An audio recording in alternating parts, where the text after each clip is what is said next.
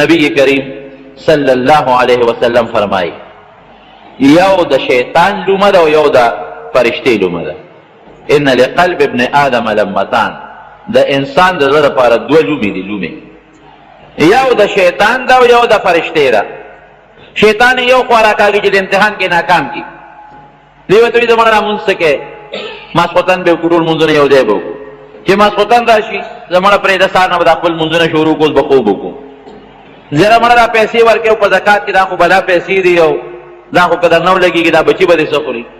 یاره دا که حج ته لاړې دا خو لک یو نیم لک روپۍ دي، دا به څه کېږي، دا بلا پیسې دې لګي. دا سوچونه ورته چې راشه دا ګناه وکړه بیا به توبه وباسې. او بل طرف ته د فرشتې لومه ده. هغه فرشته ورته نه ګورې دا پیسې د الله په لار کې خیرات کا، الله وعده کړې ده دې بدله ښه صله درکوي. دا مونځو کا ګورې په ځان مه پرېږده. یو مونځ که دې پرېښو الله به سزا درکړي، د ژوند او د مرګ پته نه لګي. نو که دې د هغه شیطان مني امتحان کې ناکام تباه او د بربادۍ ژوند به شي، او که د هغه فرشتې مني امتحان کې کامیاب. او داسې کامیابي د دنیا کامیابي نه ده. الله دې زموږ نصیب کې د الله د رضا حاصلولو هغه کامیابي ده. ترو شیطان الله پیدا کړی دی لپاره. که دا شیطان نه وي نو بیا خو د انسان د امتحان وړو څه مقصد نشته. د هغې خو داسې مثال دی لکه یو د سکول استاد اعلان وکړي چې ټوله رکان به پاس شي. نو چې دا اعلان څوک وکړي نو بیا د چا د امتحان څه ضرورت دی، او بیا د ده د هغه کتاب د کتلو او د هغه مطالعې او د هغه علم څه پیدا شوه. بیا خو د الله فرشتې وي که نه. انسان الله پیدا دې دپاره کو چې یو خوا دله زه کتاب ورکوم، قرآن، پیغمبر ورته لېږم، عقل ورکوم، سوچ ورکوم، فکر ورکوم، خپل نعمتونه ورکوم، او په دې نعمتونو کې د عقل سترګې ورکوم. او بل طرف ته ولا شیطان ورکوم. او د شیطان سره یو بل دشمن دی چې هغې ته نفس وایي، نفس اماره بالسوء. دا دوه غله الله مونږ له دوه ډاکوان راکړي. که د یوازې شیطان وي نو انسان ته ضرر نشو رسولی، او که یوازې نفس وي نو انسان ته ضرر نشو رسولی. د دې نفس داسې مثال دی لکه په کور کې دننه چې غلي، او د شیطان داسې مثال دی لکه د کور نه بار چې ډاکو وي. نو که د کور نه بار ډاکو وي او په کور کې ورسره ملګري نه دی پر غلا نشي کولی. او که په کور کې دننه یو سړی غلا کوي خو د بار ملګري ورسره نه، دا مال دولت به کوم ځای سنبالي چې دی غلا کوي. د کور دا دشمن، د بار دی دشمن ته لاره ښیي، په دې لاره به بېګاله راوړي، په پلانکي المارۍ کې پیسې پرتې دي. دا کور مالدار دی او دا غریب دی، او د بار ډاکو راشي غلا وکړي ځان سره مال یوسي. دغه رنګې دا شیطان د بار ډاکو دی، او دا نفس او د انسان دا خواهش دا د کور دنده ډاکو دی. دواړه چې یو ځای شي د انسان نه ایمان غلا کړي، د چا نه ایمان یوسي. الله دې مساتي د چا نه د نیک عمل غلا وکړي. او ورو د دوی یو نظام ګورې چلېږي، څنګه د مونږ استادو د حکومت یا د کور نظام چلېږي، دارنګې د دوی نظام چلېږي. نبی کریم صلی الله علیه وسلم فرمایي چې په دریاب د پاسه د شیطان تخت، او دا شیطانان د انسانانو پسې لیږي چې دوی ګمراه کړي. او بیا هر ماسخوتن دا واړه شیطانان دي هغه خپل مشر شیطان ته الوی ادې تپوس کوي، وی دې تپوس کوي ته خو ما فلانکي پسې لېږلی وې څه دې وکړل؟ وی صاحب ما خو پې ډېره خواري وکړه خو هغه ډېر تکړه و، مونځ مې پې پرې نه ښودی شو. وی ښه قضا کړې خو به دې پې وي نه صاحب، وی سړی ډېر تکړه و په خپل وخت یې وکړو، ما خو د ډېر سوچونه ور واچول خو په خپل ټایم یې وکړو. وی هغه کې خو به دې ورته وسوسات جوړي، د مونځ نه خو به دې وله فکر بلخوا کړي که نه، لکه مونځ سړی کوي خو سوچ یې بل ځای وي. وی ډېر تکړه و، دې کې هم کامیاب نه شوم. نو دا مشر ابلیس دی نورو بچو ته وایي چې دې ونیسئ او په دریاب کې ولې یو څو غوټې ورکړې. دې خو د اور د ذاته دی، د ده د اوبو ګورې نه لګي، په دې دریاب کې یو څو غوټې وله ورکړې. ته ما ولېږلې تا ورو څه کار ونه وی بل ولا راشي، ښه ته خو مې لېږلې وې فلان کې پسې څه دې وکړل؟ بابا ما خو ډېره اوچته کارنامه کړې ده. څنګه؟ وی بس لګیا وم وسوسې مې ورته اچولې، اله مې پرېښو چې ښځه مې پې طلاقه کړه، کور مې وله روان کړ. نو وی دا مشر ابلیس راپاسي او په دې شا باندې وټپوي، وی نعم انت، ته زما ډېر ښه بچې، زبردست کمال دې وکړ. او فیلتزمه ځان ته یې را تر غاړه باسي او ښکلي. ولې؟ ځکه طلاق چې واقع شي د ښځې د خاوند په منځ کې کور روان شو، بچي خورې ری شو، تباه شو، دوه خاندانونه دشمنۍ ته لاړل. دا ښځه به څه کوي؟ په بدعملۍ به سري، هلک به څه کوي؟ په بدعملۍ به سري، دواړه په ګناهونو کې پرېوتل. روح دا د شیطان چالونه دي، ګورئ دا د ده سکیمونه او د ده سازشونه دي. او د کم وخت نه دا سکیمونه سازشونه شروع دي دومره خبیث چې کم وخت رب العالمین حضرت آدم علیه السلام پیدا کړ امام غزالی رحمت الله علیه لیکلی دي چې د 80,000 کاله عبادت کړی ابلیس او دې اصل کې د پیری په اولاد کې والجان خلقناه من قبل من نار السموم نیکه پیریو دا هغه په اولاد کې دی او دې د نسل کې الله فرق راوسته دی لکه بعضې شی وي د هغې په نسل کې الله تعالی فرق راولي نو جنس رب العالمین بدل لکه قچر مثلا زه مثال دره درکړم قچر خو د خر او د اس په نسل کې دی پلار یې خر دی او مور یې اسپه ده اسپه او خر چې میلو شي نو قچر ته پیدا شي اوس د هغه خاصیتونه جدا دي د خر جدا خاصیتونه دي او د اس جدا خاصیتونه د اس او د خر بچی دی خو قچر اولاد نه راوړي نسل یې نه پیدا کېږي دا خاصیتونه الله بدلی نو دې د پیری اولاد دی خو دله الله تعالی خاصیتونه بدل کړي لکه زمونږ په انسانانو کې څوک په یو نسل کې وي څوک په بل نسل کې وي د چا اولاد سپین پیدا کېږي د چا اولاد تور پیدا کېږي د چا ویښته ګلګوچي پیدا کېږي د چا ویښته اوار پیدا کړي څوک کلک وجود والی سخت وجود والا څوک نرم وجود والا د چا جنس دی چې دا پوټینې وي لکه دا چین والا ګوره او د چا داسې وي لکه افریقې والا ګوره مضبوط لکه د دیوانو غوندې شکلونه وي د چا عمرونه زیات دي د چا کم حالانکې د یو آدم علیه السلام اولاد دارنګې د دوی نیکه پیریو نو دا ابلیس د هغې د نسل نه 80,000 کاله د رب العالمین عبادت کړی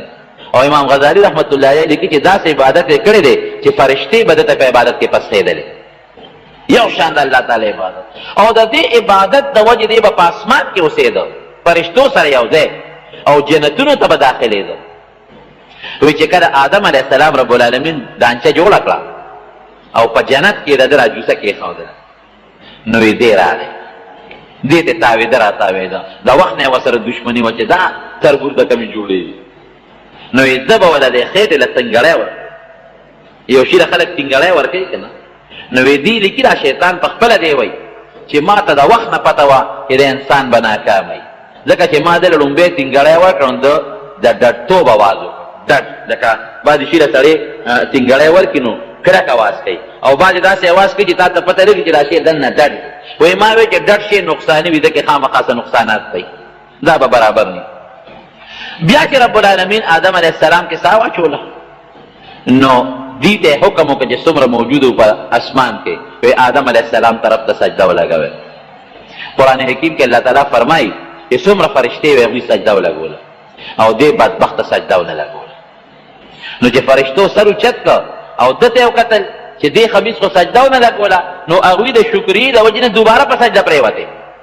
دویمه سجده د شکري الله تعالی ولګوله دې وجې نه په یو رکعت کې 2 سجدې نو ده نه الله بیا تپوس وکړو چې تا ولې سجده ونه لګوله تا ته چې ما حکم وکړو نو سجده دې ولې ونه لګوله نو ده یو ټکی الله ته ووایي چې الله دې د خټې نه پیدا کړی ده ته خو مخکې نه پته ډډ لا بیا خټې نه پیدا او زه د اور د لمبې نه پیدا کړی ځکه چې دې د جان د پیری اولاد کې او پیری د اور د لمبې نه پیدا دی زه د اور د لمبې نه پیدا کړی زما د اور لمبه خشتۍ مزېدارئ او چې دا بله شي نو بره زور کوي او خټه په ځمکه پرته وي د پاسه پې خلک ګرځي څښاشي بویي کوي بدبویي کوي اوبه پې د پاسه پرتې وي خلک پې ګرځي متیازې پې خلک غورځوي نو ده ته به زه څنګه سجده لګو ګوره د عقل نه یې کار واخېست او کبر یې څو صفتونه شو دوه یو یې د الله د حکم په مقابله کې د عقل نه کار واخېست او دویم یې کبر او لویي وکړله ده ته سجده نه لګو نو رب العالمین دې را ذلیله ځه رسوا به ګرځي ذلیله به ګرځي نو چې دې الله ذلیله کړ نو الله ذوالجلال ته بیا دې رانیښ شو الله ته رانیښ شو ګوره دویم کبر ته یې ګوره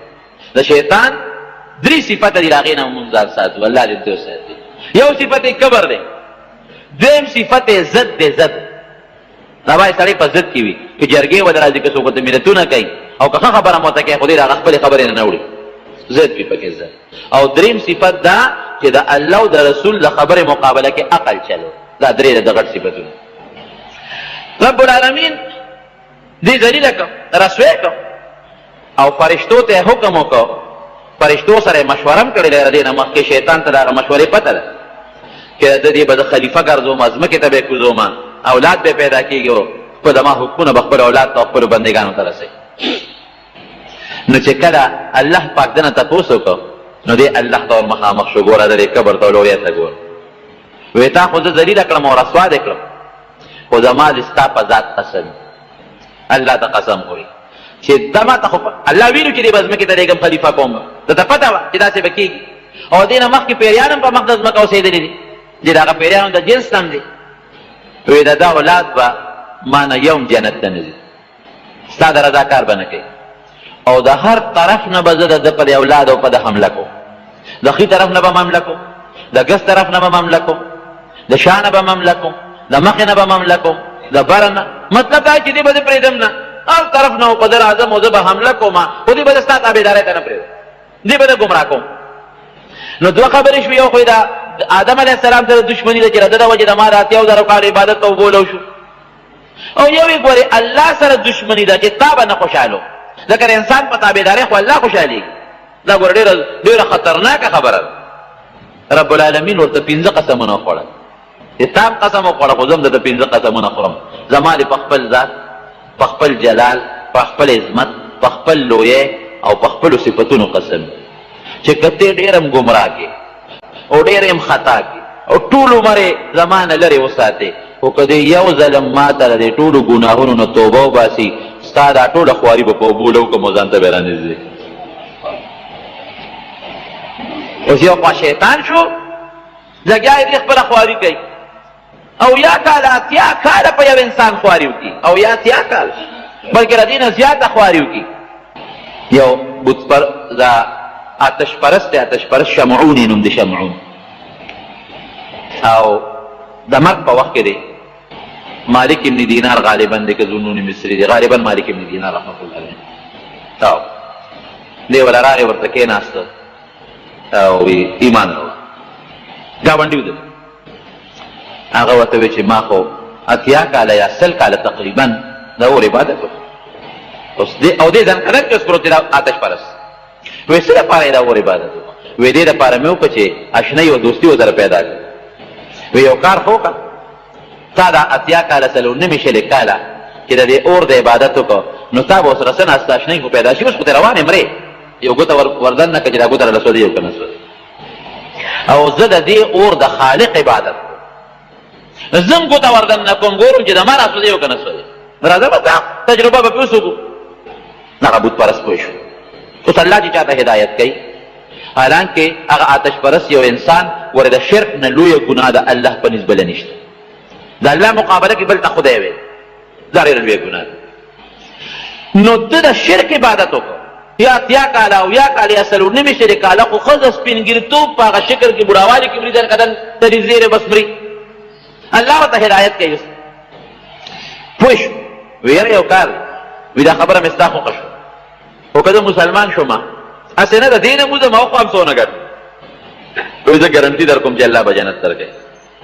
دا بزرګ ورته نو میرے وقت پورا ذهن لنا راځي، غالبا یا مالک ابن یار ذنون مصری رحمت الله یو کس دی، وی ګرنټي راکوي، وی څه ګرنټي راکوي؟ وی چې ته څه غواړې، خو دا سړي اوس الله ورته هدایت وکړو. ما خو تاسو ته وایي چې زړه ته یو خوا فرشته ناسته ده، ملهم ورته وي ملهم، او هغه فرشته چې د انسان زړه ته کومې نیکۍ راچوي القاء الخیر، هغې ته الهام ده. بل خوا شیطان ناصر، هغه شیطان نوم وسواس دی، او چې د زړه ته کوم هغه القاء الشر، هغه ګندګۍ وروړي، هغې ته وسوسه وایي. د شیطان نوم وسواس، د فرشتې نوم ملهم، دې چې څه غورځوي وسوسه، او هغه فرشته چې څه غورځوي هغې ته الهام. اوس فرشته لګیا ده، هغه الهام شروع دی. نو وایي ته وایي چې ته به څه ګرنټي راکړې؟ نو چې ته څه ضمانت غواړې؟ و یو لیکل به راکړې راله؟ وایي بلکل در کوم، ښه ولیکمه. ده وله ولیکل چې دی سړي دی شمعون ایمان راوړه او دی مسلمان شو، ده له زه ضمانت ورکړو چې دی به جنت. کاغذ یې وله ورکړه او هغه کلمې شهادت ووایي اشهد ان لا اله الا الله واشهد ان محمدا عبده ورسوله. هغه د آتش پرستي پرېښوده، مسلمان شو. چې مسلمان شو او بس لږ ساعت پس مړ شو.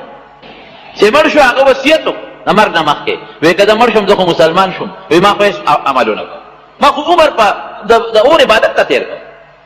نه مې مونځ وکړو، نه مې روژه ونیوله، نه مې څه چا سره د نیکۍ خبرې کړې دي، نه مې د مسلمانۍ څه خبرې کړې دي، دغه کلمه مې به عمرم ځنکدن مې ده. خو که زه مړ شم یو کار به وکړې، په قبر کې به ما د مسلمانۍ په طریقه ښخ کړې، او دا عالم برا باندې جنازه کوي او دا کاغذ برا پسې نه پاسې کوي. ساته وتلا چې ساته وتلا دغه بزرگ ولی الله چې هغه ولمبو جنازه په وکړه او چې قبر کې سین قخ کاغذ ولا پسې نه پاسې کوي خورې په واړو چې کور ته راغی اوس پړه کې سوچ کوي چې بنده داري څه غلطي وکړه تر جنت ټیکداري چې خلکو له جنتونو کاغذونه ورکړي دا جنت زمان ما ته د خپل ځان پته نه لګي چې جنت ته بدم او که دوزخ ته بدم نو بل سره کاغذونه ورکړم دا مې څه غلطي وکړه اوس الله ما راونیسي جنت زما اوس چې ازمکې نو انتقال بل پسې لیکي نو دا خو زما جنت نه دی چې اوس هغه ایمان راوړ او ما ورته انتقال وکړه جنت او کاغذ دا پسې نه د پروت دی په دې سوچ کې مجیره داسې کار کوم چې قبر ولا کنومه چې خپل کاغذ پې راوباسم دا مې څه غلطي وکړه په جړا سر دی کې وده شو چې وده شو نو په خوب کې هغه شمعون آتش پرست چې مسلمان شو ویني خشته سپینې مزېدارې جامې او خشته ښکلې باغ کې ګرځي او خندا غوندې او خوشحاله دی تپوس دی کوي ملګري الله را سره څه وکړل وی الله وبخلم وی پسې وبخلې وی په هغه کلمې شهادت مسلمان شو هر څه راته وبخل ګوره شیطان په اویا اتیا څلور نیمې شلې کاله خواري کړې ده او څومره خواري پې کړې ده دومره خواري پې کړې ده چې د شرک خواري پې کړې ده د الله د دشمنۍ خواري پې کړې ده لیکن د الله وینا چې یو ځل یې کلمې شهادت وی مسلمان شو هغه ټول هر سره شیطان خواري په وبولو شو وی چې وی بخلې وی وی بس وی چې دا ایمان دې راوړ مسلمان شوې نبی علیه السلام فرمایي الاسلام یهدم ما کان قبله چې سړی مسلمان شو د اسلام نه مخکې چې د څومره ګناهونه کړي دي دا ټول ورته ختم وی دا جنت یې راک والا وی دا خپل کاغذ دې مړه ستا کاغذ ته مې ضرورت نشته زه یې کاغذ ورکړ چې کاغذ یې ورکړ او راویښ شو هغه کاغذ یې په لاس کې پروت و کاغذ په لاس کې پروت زمارون خبره دا ده چې که شیطان ډېر زورور دی الله زور او طاقت ورکړی او ډېر زیات زمون پټ دشمن دی په سترګو یې نین او دې خوا سره بل د کور دنه دشمن نفس د هغه چې کومه جاله ده هغه به ورسره ملګرې ده او دې ډېره خواري مو کې خواري وکړي ولا تیأسوا من رحمت الله من روح الله د الله د رحمت نه مایوسي به نه کوې که ته ډېره زیات هم ګمراه شو شیطان دې خطا کي او یو ځل هم راشي او د الله په حضور کې سجده ولګوې چې الله بس زه معافي غواړم نو شیطان چې څومره خواري در باندې کړې ده ټوله وبولو شو نبی کریم صلی الله علیه وسلم چې کله عرفات ته لاړ الله یې تاسو ټول بوت لیکي او ګور یو خبره درته کومه چې د حج داخلي شروع دي نو کوم مسلمان باندې چې حج فرض دي هر چاته پته ده چې په ما فرض دی او که نه نو هغه داخلي وکړي ښه بینکونو په ذریعه هم داخلي شروع دي او دا باقي دا نور ایجنټان چې کوم دي هغوی به هم څوره دې پس داخلي شروع کوي نو دې کې سستي مه کوي نو چې نبی علیه السلام مبارک حجة الوداع د اخیري حج جمعه هم ده او عرفه هم ده او د عرفات په میدان کې ودرېد جبل رحمت ته مخامخ یو ځای دی هغه ځای کې نبی علیه السلام مبارک خطبه ویلې او چې دا اوس کوم ځای کې مسجد نمیره د جومات دی دا د نبی علیه السلام مبارک د خیمې ځای دی کې خیمه وه نو ودرېد او د صحابه کرامو دا ډېر لوی هجوم دی تقریبا 1,40,000 کم و بیش صحابه کرام ملګري ورسره څوک په غر د پاسه دي څوک یو طرف ته دي څوک بل ته دي نو نبی علیه السلام مبارک هلته کې یو 3 سوالونه د الله نه وکړل 3 دعاګانې وغوښتل دریو کې 2 دعاګانې قبولې شوې یو دعا چې ده نو هغه وخت قبوله نه شو د هغې جواب ور نه شو نبی علیه السلام نه په ها کې او نه په نه کې چې دا قبلو نو چې نبی علیه السلام مبارک واپس راغی مزدلفې ته نو مزدلفه کې یو ځای دی جبل قزح ورته وایي او ډېر د دعا د قبلېدو ځای دی زموږ علما لیکي چې د اسمان لاندې د ځمکې د پاسه دا دعا د قبلېدو ر دغه ځای نه مبارک ځای بل نشته حتی چې د بیت الله د منځ نه هم هلته دعا قبلېږي او بل هغه ځای کې دعا قبلېږي خو د هغې مخصوص وخت یې ګورئ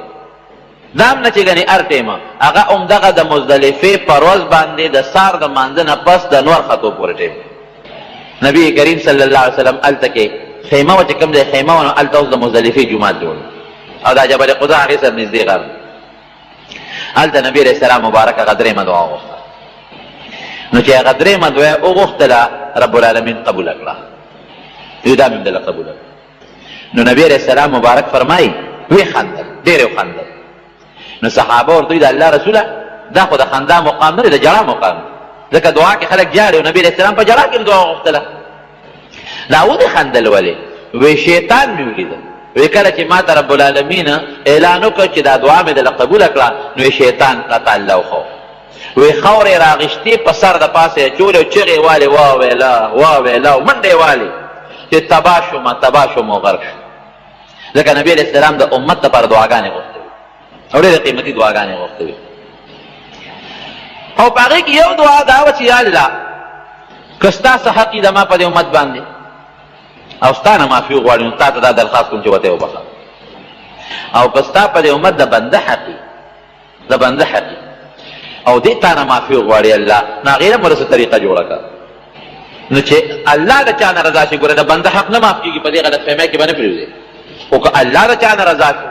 نو هغه طریقه دا ده. نبي علیه السلام مبارک فرمایي ګوره نبي علیه السلام مبارک وخندل وی د الله په حضور کې مې الله ته داسې وي یا الله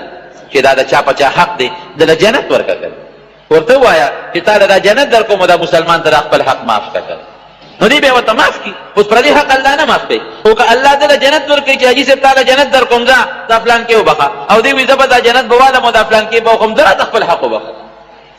نو شیطان وی په سر خاورې واچولې او منډې والې او جړلې چې تباه شوم او برباد شوم هلاک شوم. نو دې بیا د ده خواري چې الله ضایع کړي او برباد یې کړي. په جنگ بدر کې دی د کافرو په صف کې ولاړ دی شیطان او د کرد ابن جابر په شکل راغلی دا یو ډېر لوی دا یو ملک و او راغی ابوجهل سره لاس نیولی دی او دی مه یېرېږه زما قوم را روان دی 3000 مې قوم را روان دی 3000. ابوجهل بار بار تپوس کو دی خو دا کرد په شکل و د هغه لوی ملک په شکل و هغه تپوس کړي هلکه هغه لښکر دی راونه رسېد هغې غر نه شاته را روان دی سپیکر چې ونه کړي خو چې کله جنګ شروع کېږي زما قوم به را رسېدلي ابوجهل په دې خوشحاله ملګرو ته یې وی خفه کېږئ مه تاسو زر کسان دي مسلمانان خو دا یو څو کسان دي او د دې کورز ملګري چې دي نه هم د دې غر نه پورې غاړه را روان دي. چې د مسلمانانو د کافرو لښکر یو بل ته مخامخ شوې که نه او فرشتې راغلې فرشتې د بدر یو غر دی په هغې د پاسه د میږو په شکل کې را میږي دا وزر وله زه چې صحیح نه م که نه اته چته یې ایله مې میدان ته مې راوستې اوس به دې پته ولګي دې خو بیا لکه د مشرف خپل او پردی نه پېژني بیا خپل تمثیلې ورته کوي او پردي تمثیلې ورته کوي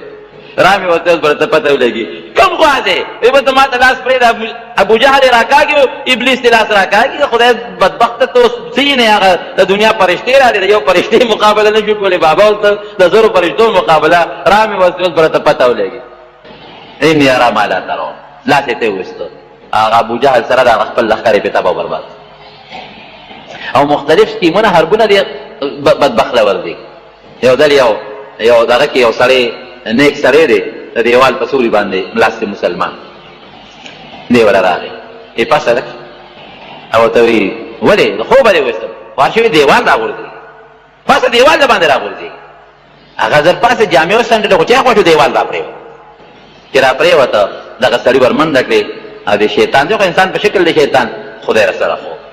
ته خو د مرګه بچ کړ ته څوک یې او تا خو ما سره ډېره ښېګړه وکړه که دا دې د خوبه نه وي راویښ کړې او دا دیوال په ما را پرېوتی وې خو ده خو بیا دڼیا کړې وې مړه به وې اوس خدای را سره خو وکړ وایي مړه دواګانې مه کوه سړیه وایي ته څوک یې ته خو ډېر ښه سړی ده مرګ وایي زه خو شیطان یم اوهو شیطان ته ګوره او ښېګړې ته ګوره تا خو ما سره ښېګړه وکړه ته څنګه شیطان یې وایي ښېګړه مې سره نه راکړې ظالمه دا دیوال دا پروت اوس به شهید شوی وې ته به م راته په جنت کې نیغ کېدې شهادت نه مې بچ کړې د شهادت مرګ ورونو د کافر په مقابله کې د دشمن او د کافر په مقابله کې رب العالمین زموږ ته د شهادت مرګ را نصیب کړي ډېر قیمتي مرګ دی. لکه دا خلک وایي دا جامع حفصه کې چې دا څومره ماشومان او جینکې او زنانه نو ټیکه وارثان خو خفوي او مسلمانان هم خفوي خو هغې ته رب العالمین د شهادت مرګ ورکړي او بیا داسې د شهادت مرګ چې د خپل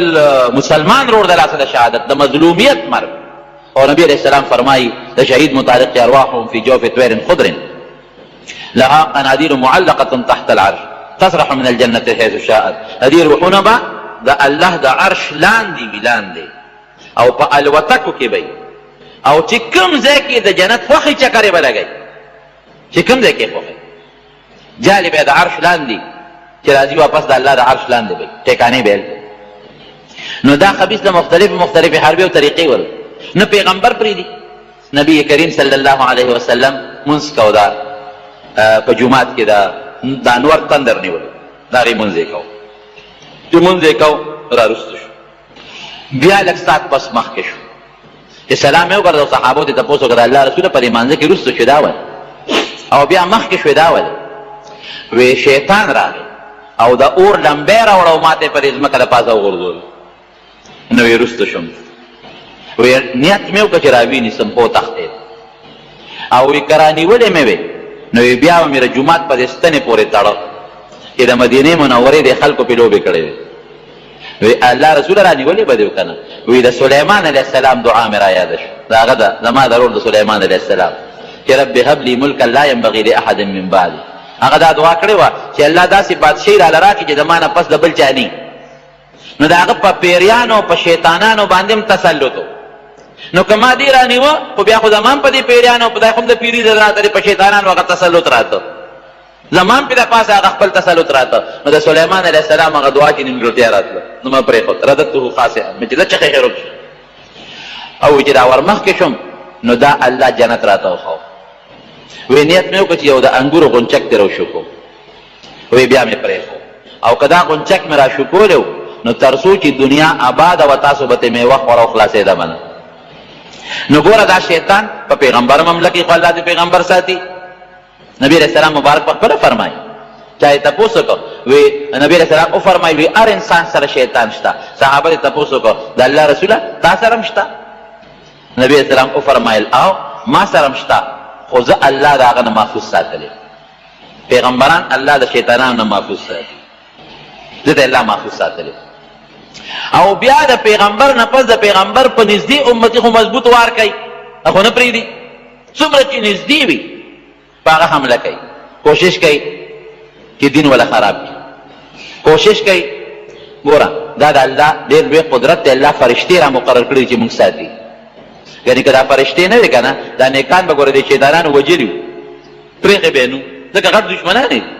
چا باندې به یې اور اچو چا باندې به په ټوپک ډز کو په چا باندې په چاړه به یې غدار کو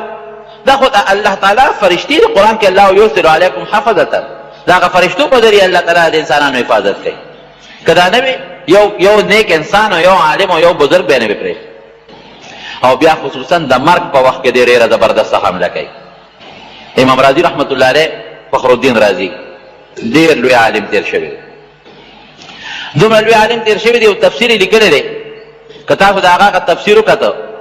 نو عام مولیان د هغه په هغه تفسیر پوهېږي هم نه چې څه پکې لیکلی دی یو ډېر بهترین او د عقلیاتو او د نقلیاتو نه ډک یو تفسیر یې لیکلی دی او فلسفي عالم تېر شوی دی یو بزرګو په هغه زمانه کې شیخ نجم الدین رحمت الله علیه د هغه سره د امام رازي رحمت الله علیه نسبت نو یو ځل دا بزرګ اودس کوي او خپل شاګرد مرید ورته وباچي نبی علیہ السلام مبارک فرمایي چې په اوبو کې به اسراف نه کوي په اودس کې به ډېرې اوبه نه لګوي دی لګیا دی لاس وینځي او هغه مرید ورته وباچي یو لوټه یې تشه کړه هغه مرید لاړ اوس بله لوټه ده سوچ اوس بل ځای کې دی مرید ورته لګیا دی وباچي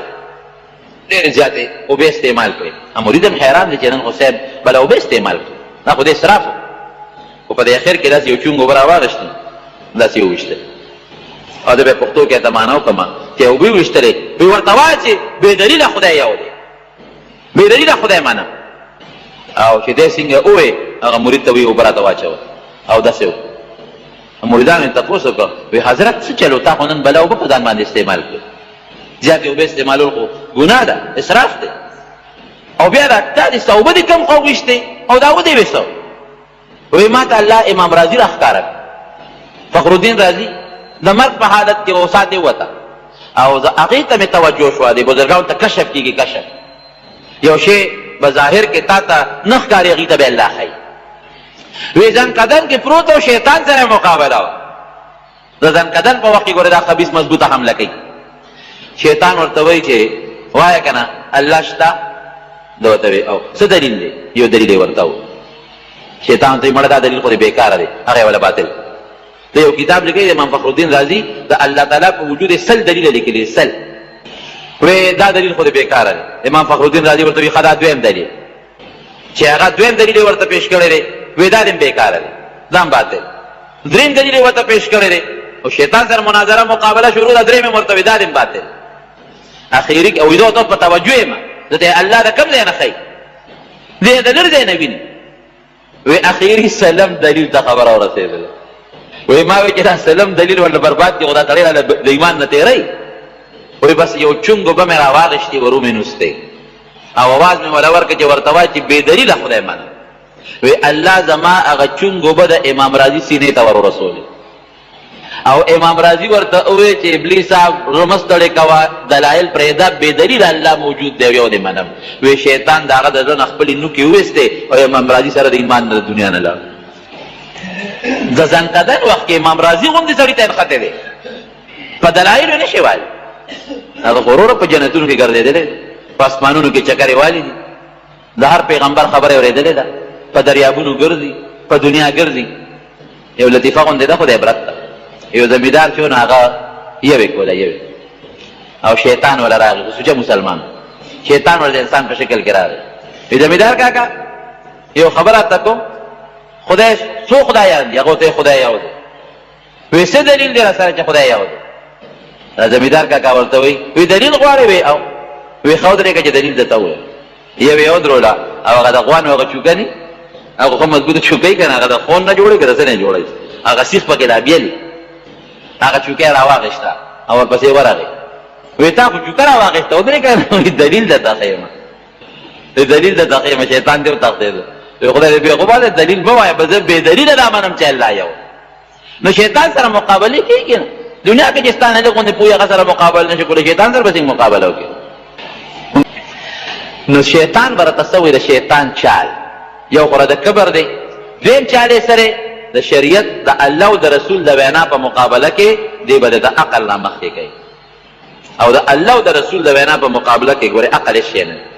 ولی زما عقل هغه پورې کار کوي چې کوم ځای پورې زما نظر دی زما د نظر نه اخوا زما عقل کار نه کوي او د الله علم محیط ته اسمانونو پورته لاندې تیره شوې زمانه راتلونکې زمانه پټ ښکارا قرآن کې الله فرمایي وی چې څومره اونې دي په دې مخ د ځمکه او د هغې نه څومره پاڼې غورځېږي الله وي زه پې خبر او په دې ځمکه کې چې څومره تخمونه دي تخمونه یو زمیندار چې د شړشم دانې راوالي او په ځمکه کې ونولي د شړشم خو ډېرې وړې دانې دي خو که ده د غنم دانې راواخېستې او په ځمکه کې ونوستې ډېر خپلې دانې بیا معلومولی شي زما دانه په کوم ځای کې پرته ده څومره دي نه او الله وي دا ټولې ما ته معلوم وما تسقط من ورقة الا يعلمها او چې څومره هغه تخمونه دي فی ظلمات البر والبحر الله اکبر د ځمکې او د دریاب په دې غاړو کې په دې تیارو کې چې څومره تخمونه پراته دي الله وي ما ته معلوم نو د انسان دا ناقص علم او عقل او پوهه د الله او د رسول د علم په مقابله کې شي نه نو د شیطان دویم چال سره د شریعت د الله او د رسول مقابله کې به دې تا ته دغه راوړي عقلي دلایل به راوړي سوچونه به راله خرابوي ښه او دریم څیز د هغه ضد دی ضد نبی علیہ السلام مبارک فرمایي چې کله قیامت شي دنه به دغه سا وباسي اسرائیل علیه السلام دی به منډې وي ابا ورپسې وي لږه موقع به ورکوي او دی به سجدې لګوي نو دی به یو ځای کې سجده ولګوي نو چې سجده ولګوي نو اسرائیل علیه السلام به ورته وایي ای ابلیسه دا خپل نوم عزازیل دی عزازیل او ابلیس د ده لقب دی ابلیس د الله د رحمت نه مایوسه ته وایي نو دی به سجده ولګوي اسرائیل علیه السلام ورته وایي ای ابلیسه بېوقوف بچیه پته راته کوم ځای سجده ولګوله وی ولې وی آدم علیه السلام قبر دی مخکې زه ته خو پته نه لګي دی خو سجدې لګوي او چغې وباسي وی آدم علیه السلام قبر دی مخکې وی دی به هغه وخت راپاڅي چې توبه توبه معافي غواړم معافي غواړم معافي غواړم دومره ضدي او نبی علیه السلام مبارک فرمایي چې کله دی جهنم ته الله ور واچوي قرآن حکیم کې من الله فرمایي جهنم ته نو دته به جهنمیان راغون چې دی به ورته تقریر کوي وقال الشیطان لما قضي الامر ان الله وعدكم وعد الحق ووعدتكم فاخلفتكم دا ټول جهنميان به دته ناست دي هغوی به ملامته کوي چې سپېره ستا له وجې نه مونږ تباه شو دی به ورته وایي تقریر به کړي د اور په کورسۍ نبي علیه السلام فرمایي دی به ورته کښېني ان الله وعدكم وعد الحق الله سره وعده کړې و رښتیا وعده کړې ووعدتكم فاخلفتكم ما وعده کړې و دروغ مې کړې ما وی نه قیامت شته او نه جنت ته او نه دوزخ ته هغه دروغ وختل دروغ مې راته ویل او الله چې کوم وعده کړې وه چې زما څوک تابعداري جنت ته به ځي او که څوک مې نافرماني دوزخ ته به ځي الله خپله وعده پوره وما كان لي عليكم من سلطان الا ان دعوتكم د جهنميانو د بسترو ګوتوس منډي مړه وی تاسو کې ما پړې خو نور اختلې چې په زور مې باندې بت ته سجدې کولې تاسو ذلیل یو مس خو صرف اسې مې اړه کې راته دعوت کو زما منلو چې کوم الله پیدا کړی دا غم نه منل چا چې د نعمتونو درکول دا غم نه منلو زما هغه فکرونه او سوچونه هغې پسې روان وې ما کان لی علیکم من سلطان ما تاسو کې څه پړې نه دی اچولی څه زور خو مې در باندې الا ان دعوتکم فاستجبتم لی ما اسې دعوت مې درکړه ما خبره مو منله فلا تلومونی ما مملا ملامته کوي ولومو انفسکم ځان ملامته کوي چې دا هغه لوی ذات چې کوم تاسو خالق او مالک او د دنیا نعمتونه او بچي او ښکلی شکل رزق مسلماني ایمان یې درکړی هم پرېښود ما پسې روان شوې ما انا بمصرخکم وما انتم بمصرخیه نه تاسو زما فریاد در کولی شئ زما د چغو جواب کولی شئ انا د ستاسو د چغو جواب کولی شم ستاسو نه فریاد نشم اخیستی انی کفرت بما اشرکتمونی من قبل ان الظالمین لهم عذاب علیم که تاسو په دنیا کې زما تابعداري کړې ده زه د هغې نه انکار کوم نه به م کوله چا راته وي چې زما تابعداري کوي ظالمانو لره الله لوی عذاب نو اویا زره کاله چې دی په جهنم کې تیر کې نبي علیه السلام مبارک فرمایي اویا زره کاله د جهنم د یو سکنډ عذاب نه دې الله وساتي ګوره نو رو به یې باسي دی به چغې او کرکې به وباسي او داسې پر جهنم کې دی تاویږي کلمې به ترې وتې وي لکه وي چې د هغوی پرې ګاڼې تاوي نو رو به یې باسي هلکه ده بخم دې معاف کوم دې خو اوس یو کار وکړه وایي څه کار وکړم وایي آدم علیه السلام طرف ته اوس سجده ولګوه اوس دې معاف کوم وایي الله داسې اوس دا نه دا نه مولوي صاحب زموږ خدای پاک وبخښي هغه تقریر کې دا ټکې وي اوس مې یېرې څوک بابا اوس په پات شوی دی چې هغه دا ووایي چې اویا زره کاله الله په جهنم کې وسودی او بیا راوباسي او ورته ووایي چې اوس آدم علیه السلام د سجده وکړو چې دا نه کوم نه بابا ولعذر کوي مولوي صاحب کافر پښتون دی ضد دی ضد دا رده ضد الله یم د ضد اوسه نو څو صفتونه شو یاد به شي څو صفتونه شو یو کبر لوی چې الله ته سینه دبول او دویم د شریعت مقابله کې عقل استعمالو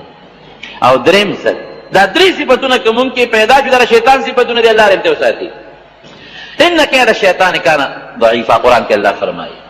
چې شیطان سکیمونه سازشونه دا ډېر کمزوري دي کبر نه ځان ساته نبی علیہ السلام فرمایي که د یو انسان په دماغو کې د اوري د دانې عمره کبر د اوري د دانې عمره کبر نو د جنت خوشبویي په حرام ده هله په جنت ته ځي چې دا کبر ته وځي حالانکه د جنت خوشبویي د 500 کالو په مزل محسوسېږي نه د شیطان صفت دی او د شریعت مقابله کې عقل استعمالول او ضد کول او الله فرمایي وی د دره صفتونو نه ځان ساتئ د ده تابعدارۍ نه ځان ساتئ او عجیبه دلیل الله وایي قسم دې ده خو چې کله قرآن حکیم کې دا ټکې راشي نو داسې خفه غوندې شم الله فرمایي وی دا څوک دی لکه یو سړی چې هله پیغور ورکوي که نه مړه د ده سره ګرځي ستا پلار یې کنځلی ستا مور پلار ته کنځل کوي الله وی دا هغه کس دی اخرج ابویکم من الجنت وی ستا مور او پلار یې د جنت ته رسېدلي نو مور او پلار باندې غیرت ولې نه کوي آدم او حوا علیهم السلام دی د جنت نه راوستي نو ستا مور او پلار یې د جنت نه رسېدلي نو چې سړی په مور او پلار غیرت ونه کړي یو او دویم څه شی دی دویم دا چې ستا د مور او پلار نه جامې لرې کړي دي بربند کړي دي ستا مور او پلار جنت نه رسېدلي او بیا بربند کړي دي جامې یې تیسي یوریهما سوآتهما جامې ته دی نو چې مور او پلار یې درته دومره بېعزته کړي دي چې د هغې نه جامې وویستې د جنت نه یې دله راوویستل نو ته داسې سړي سره ملګرتیا کې د دې انسان تابعداري کې دا غیرت پکار دی حیا پکار ده چې داسې انسان دې سړی تابعداري وکړي نورونو خدای خطرناک دشمن خو دی قسم دې ده خو کله کله وایم که دې خدای مونږ ته چې تا وښو جسې چل به ورسره کوو ډېر خطرناک دشمن دی داسې دشمن دی چې پټ دی ښکاره دشمن سره خوار څه کولی شي خو پټ دشمن سره زړې څه کولی چې په سترګو نه ښکاري پټ دشمن دی او بیا جالی د انسان د زړه په خوا کې د نفس اماره بالسوء د هغې په شکل کې جاله پرته ده په دې کې نبي علیه السلام فرمایي ان الشیطان یجري من الانسان مجرى الدم وی د انسان په رګونو کې دا شیطان داسې ګرځي لکه وینه چې ګرځي او دومره طاقت ول رب العالمین ورکړی دی وی که دې په ځمکه کې وي او یو انسان په اووم اسمان کې وي د ځمکې نه د هغې انسان په ډه کې وسوسه اچولی شي داسې مضبوطه وسوسه دل الله ورکړې ده نو ته به چې د دې بلا نه په څه خلاصېږي دا ډېر خطرناک دی نه په څه خلاصېږي په سترګو نه ښکار وسوسه اووم اسمان ته رسولی شي نفس اماره بالسوء جالی زما زړه سره پرته ده زما په رګونو کې ګرځي نو یو دم یې الله خولی هغه د الله ذکر دی ذکر چې کله هم د الله ذکر کېږي په دې زړه کې وایي الله الله یا لا اله الا الله، دې به تښتي. د ده یو صفت خناس دی، خناس تښتېدونکي رستو کېدونکي ته وایي. نو که ته وایې زه د شیطان نه بچ شم، د الله ذکر کوه دې به رانه تښتي. او حدیث پاک کې راځي چې څوک بانګ وایي، بانګ هم د الله ذکر دی که نه. نو چې بانګ شروع شي دې تښتي دا شیطان او ټیزونه اچوي ټیزونه، او هغې پورې منډې وایي چې دې دا بانګ اواز نه اوري. نو بیا راشي چې بانګ ختم شي، نو چې بیا اقامت شروع شي، اقامت بیا د الله ذکر دی، نو بیا تښتي منډې وایي. نو چې اقامت ختم شي نو بیا راشي د انسان زړه ته کښېني. نو دا انسان هله پرېږدي چې دې سلام وګرځوي او پته ورته نه لګي چې ما 2 رکعاته وکړل او که 4 نه وکړو. هغه زور د انسان نه بس. نو وروڼو دا 3 صفتونه د شیطان دي. الله دې موږ د 3 صفتونو نه ساتي. او ورسره د الله ذکر کوئ. ذکر د الله چې ذکر څومره زیات کوئ هغه مره به د شیطان نه محفوظ یې. بس شیطان نه خلاصېږي د الله په ذکر. د خوله خوځوئ د الله ذکر. دا غیبتونه او دا کنځلې یو بل پسې سپکه ویل دا ټول د شیطان صفتونه دي. د دې نه به ځان ساتو. او اخري یو ټکی وایم، یو شیطان دی هغې ته قرین وایي. هغه چې دی څنګه دا شیطان اګی چې ګورې دا ابلیس ما ته ورته د نسل بدل شوی دی. د پیریانو جدا طریقه باندې نسل پیدا کېږي لکه څنګه چې د انسانانو پیدا کېږي، او د ده دا جنس الله بدل کړي دی اګی چې، او هغه اګی د خپل ترخ کې ګرځي. او نو چې کوم اولاد د اګو نه پیدا کېږي ډېر زیات دي. او چرګې ته اګی کېږي زور بچي راوړي. نو بلا اګی چې سپېره بچي او بلا بچي پیدا کېږي، نو هغه بچي پیدا کېږي. لکه کوم مخلوق چې د اګو نه پیدا کېږي هغه د شمېر نه زیات دي، لکه ماشي شو، مچان شو، یا دا نور د هغې شمېر څوک نه شي کولی. نو یو انسان پسې هغه نور شیطانان خو وي، خو یو دی چې هغه څنګه دی پیدا شو نو یو ورپسې ولګوي، وایي ته به راته نه جدا کېږي، تر مرګه پورې به ته د سره یې. توده به کوي خو دا بله خو راته ده ووایه بشرجانه توده به کوي خو کیسټ به بیا ولګېده ته مې چل خولی ذکر به کوې که جبلي. نو حاصل دا دی چې دغه دی دا څه مې وی نو هغه د چې دې څنګه ورپسې خپل بچي ولګوي تر مرګه پورې هغې ته قرین وي. نو چې دې کله جهنم ته دا سړی ګمراه شي که نه، او دا جهنمي جهنم ته غورځېږي، نو دغه شیطان چې دا کوم ده سره پیدایشي ملګری دی دا به ورسره په یوه اتکړی وتړي او دواړه به برق جهنم ته غورځوي. د انسان دا ګمراه انسان او دغه شیطان چې د ماشومای نه ورسره ملګری دی دا به ورسره په یوه اتکړی تړي او په جهنم کې به یې غورځوي. مولوي صاحب د خدای پاک زمونږ وبخي، هغه به وی د جهنم دا سزا خپله ده، وایي دا ډېره لویه بېغیرتي ده چې سړی په جهنم کې د شیطان سره لاس تړلی پروت وي. واقعي دا ډېره لویه بېشرمي ده، بېعزتي ده چې شیطان سره. چې دې خوا ګوري چې بعضې مسلمانان د نبي علیه السلام د لاس مبارک د حوض کوثر وبڅکي، بعضې د هغه د چترۍ لاندې ولاړ، بعضې هغې سره یو ځای جنت ته روان دي، او بعضې د شیطان سره لاس تړلی جهنم کې پراته دي. دا ډېره لویه بېشرمي ده. الله دې محفوظ وساتي. او که څوک دعا کوي نو بل سړي ته نه دي پکار چې هغې سلام واچوي، خو که سلام یې واچو نو سلام جواب واجب دی، فرض دی دعا په دوران کې ورته جواب کولی شي. امام سلام وګرځوي او مقتدي لا په التحیات لله یا په اللهم صل کې وي، مقتدي سره امام سره یو ځای سلام ګرځوي که نه. ګوره عبده ورسوله پورې به خامخا وایي، او چې عبده ورسوله پورې مقتدي مونځ ورسو نو بس امام سره بیا سلام ګرځوي، ځکه دا وروسته درود شریف ویل یا دا دعا کول دا سنت دي، او د امام تابعداري واجبه ده. نو عبده ورسوله پورې خو به لازمن و، او که د هغې نه اړولې او امام وایي چې السلام علیکم ورحمت الله، نو دې د باقي خبرې په منځ کې دې پرېږدي او امام سره یو ځای سلام ګرځوي. جینۍ د خاوند کور ته په ډوډۍ کې وړل څنګه دي؟ بلکل ښه خبره ده. ډوډۍ خو ډېر د عزت شی دی، او چې پټه طریقې سره په ډوډۍ کې یوړلی شي دا ډېر د عزت طریقه ده، دا ښه خبره ده. او بل دویمه دا ده چې دغه دا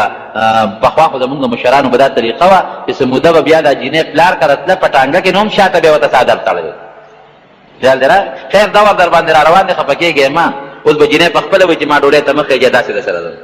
ګوتې جن کې به داسې روانوي. او دا په بعضې علاقو کې اوس هم دا رواج ده چې د صدر صاحب سره وزیر اعظم صاحب سره وزیر اعلی صاحب سره دقه یو ځای په فوټو کې ناست دی. ما یو کارت ما ځان سره سنبال کړی، ما چې دعوت یو کارت ډالې کړی، لکه جینۍ دواړو پې دغه دی دا تصویر دی. حیا لاړه، الله دې مو حیا نصیب کړي. که یو سړی ظلمن شهید شي او مړ شي او په ظلم نو ده ته غسل ورکولی شي که نه شي ورکولی، او چې دی شهید شو ظلمن نو هغه ته بیا د غسل ضرورت نشته، هغه ته بیا د خپلو ګنډرو جامو کې دی خخلی شي غسل دې مو نه ورکوي.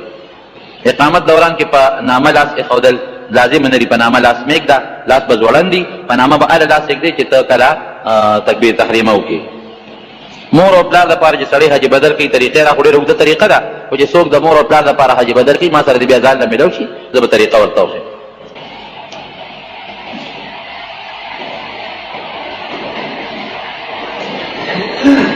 نو خواښې سره خو تلي شي یو سړی دغه له د څه ورته ویل کېږي حج ده، او خو که موذي ورسره تلي شي د خواښې سره حج ده. دا اوکې. زمونږ په دې وطن کې یو غلط رواج دی چې پردی ښځه اولي کې وي دا مې ترور ده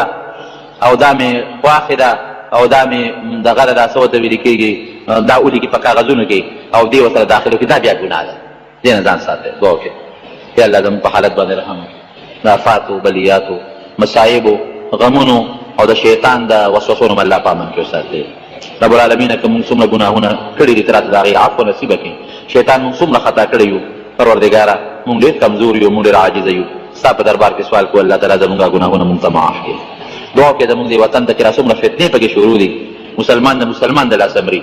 او لوی فتنې او سازشونه شروع دي. پروردګار یې زموږ دا وطن د دې فتنو نه په امن کې وساتي. او د امریکا دا ټول څومره سازشونه امریکې دي ګوره. اوله امریکې د صدر بش خپل بیان و چې دا په جامع حفصه کې او لال مسجد کې څه وشو، دا زموږ د پالیسۍ یو حصه وه. مونږ چې کومه طریقه کار ده د هغې یو حصه ده په خپله وي، دې مې مونږ کړي دي هغه دا زموږ د پالیسۍ یو حصه ده. الله دې امریکا او برطانیې او د هغې سازشونه ناکام کړي، الله دې په خپل قهر تباه او برباد کړي. زموږ د مسلمان د الله حفاظت نصیب کړي. اخر وخت کې د الله په خپله کریمه نصیب کړي. لا اله الا الله. قرآن محترمو اوریدونکو، د شیخ الحدیث مولانا محمد ادریس صاحب په دې 253 نمبر کیسټ کې تاسو